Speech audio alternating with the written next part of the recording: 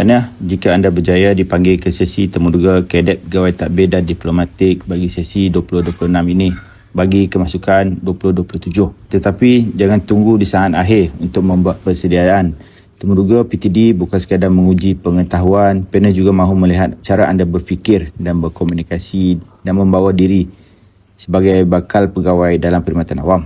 Dalam video ini saya akan kongsikan 5 persediaan penting yang boleh anda lakukan sebelum menghadiri temuduga kadet PTD. Mari kita mulakan. Tip pertama, fahami peranan PTD dan program PDPA Intan. Pertamanya, anda hendaklah fahami dengan jelas apakah peranan seorang pegawai tadbir dan diplomatik. Jangan sekadar tahu maksud Sikatan PTD tapi anda tidak memahami skop tugasnya, peranannya dalam pentadbiran negara dan bentuk tanggungjawab yang mungkin dipikul. Cuba fikirkan jawapan kepada persoalan berikut. Apakah yang anda faham tentang tugas seorang PTD? Di kementerian atau agensi manakah seorang PTD boleh berkhidmat? Dan yang paling penting, mengapa anda mahu menjadi seorang PTD? Pada masa yang sama, ambil tahu tentang program Diploma Pasca Siswaza Perusahaan Awam atau PDPA di Intan. Fahami tujuan ini dan bagaimana ia membentuk pengetahuan disiplin, kepimpinan dan ketahanan seorang calon sebelum memasuki perkhidmatan awam. Apabila anda memahami laluan ini dengan baik, jawapan anda akan kelihatan lebih matang dan meyakinkan. Tip kedua, kuasai isu semasa. Panel mungkin bertanya tentang ekonomi, kecerdasan buatan atau AI, integriti, pendidikan, kesihatan, dasar kerajaan dan hubungan antarabangsa. Namun, jangan sekadar menghafal tajuk berita. Untuk setiap isu, cuba fahami 4 perkara. Apakah isu tersebut? Mengapa isu itu penting? Apakah kesannya kepada rakyat dan negara dan apakah pandangan atau cadangan anda? Sebagai contoh, jika anda ditanya tentang penggunaan AI dalam sektor awam, jangan hanya menerangkan maksud AI. Bincangkan juga manfaatnya seperti meningkatkan kecekapan perkhidmatan, kemudian sentuh risikonya seperti keselamatan data, ketepatan maklumat dan soal etika. Akhir sekali, berikan pendirian yang seimbang. Panel biasanya bukan mencari jawapan yang sempurna. Mereka mahu melihat sama ada anda mampu berfikir secara rasional, tersusun dan matang. Tip ketiga ialah kenali diri sendiri. Sediakan pengenalan diri yang ringkas tetapi mempunyai arah yang jelas.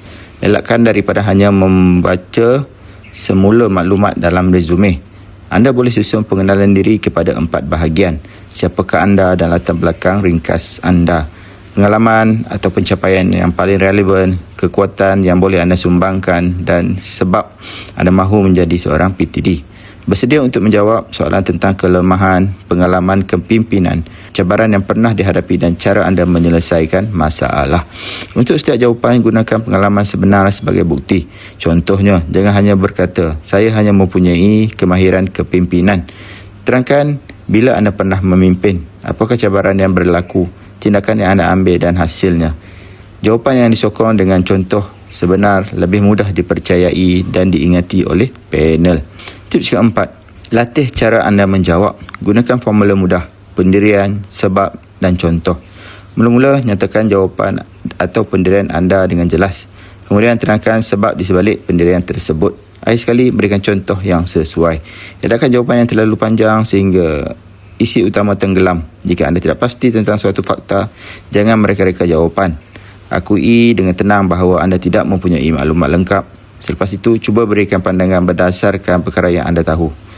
Latih komunikasi dalam bahasa Melayu dan bahasa Inggeris kerana panel mungkin menukar bahasa semasa sesi berlangsung. Anda tidak perlu menggunakan perkataan terlalu kompleks. Perkara yang lebih penting ialah jawapan anda jelas, tersusun dan mudah difahami. Bercakap pada kadar yang terkawal.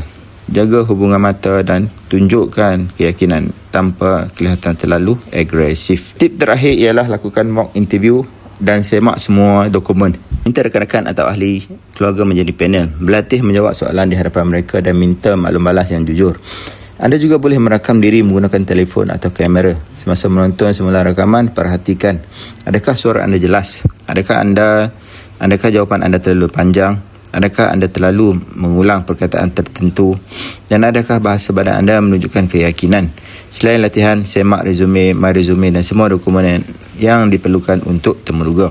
Pastikan maklumat dalam resume adalah tepat dan anda mampu menerangkan setiap pengalaman atau pencapaian yang dicadangkan atau yang disenaraikan. Susun semua dokumen lebih awal supaya anda tidak panik pada hari temuduga. Bagi bantu persediaan kali ini, sebagai nilai tambah, kami di Panduan Kerjaya Kerajaan ada sediakan rujukan khusus temuduga untuk PTD ini. Rujukan ini terdiri daripada nota, contoh soalan, jawapan, pengalaman-pengalaman calon supaya anda dapat lebih maklumat persediaan sebelum anda temuduga. Macam mana nak dapatkan rujukan ini? Anda boleh dapatkan melalui laman web kami, Panduan Kerjaya Kerajaan. Okey, pergi ke ruangan deskripsi di bawah, type www.panduankerjayakerajaan.com dan di situ kami letakkan rujukan ini untuk bantu persediaan anda dengan lebih baik. Kesimpulannya, persediaan temuduga Kadet PTD boleh diringkaskan kepada 5 perkara, iaitu fahami peranan PTD dan program PDPA Intan, kuasai isu semasa, kenali diri sendiri, latih teknik menjawab dan komunikasi, dan akhir sekali lakukan mock interview serta semak semua dokumen. Anda tidak perlu menjadi calon yang tahu segala-galanya, tetapi anda perlu menunjukkan bahawa anda bersedia, boleh berfikir dan matang dan mempunyai kesungguhan untuk berkhidmat pada negara. Semoga berjaya dalam temuduga Kadet PTD tahun ini. Jika video ini membantu, jangan lupa tekan butang like, kongsikan kepada rakan-rakan dan langgan saluran ini untuk lebih banyak panduan kerjaya serta temuduga. Jumpa anda di video seterusnya.